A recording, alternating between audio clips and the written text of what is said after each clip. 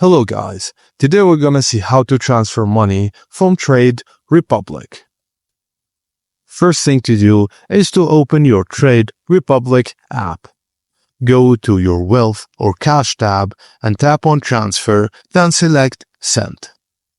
Now, choose the amount you want to transfer, then tap Next to proceed. A summary of the payment will appear on your screen. Verify the details, then tap Send. You will receive an SMS TIN transaction authentication number automatically. Just enter the SMS TAN to confirm your transfer. Trade Republic is not a payment service provider but works with partner banks. Withdrawals can take up to 3 banking days to proceed.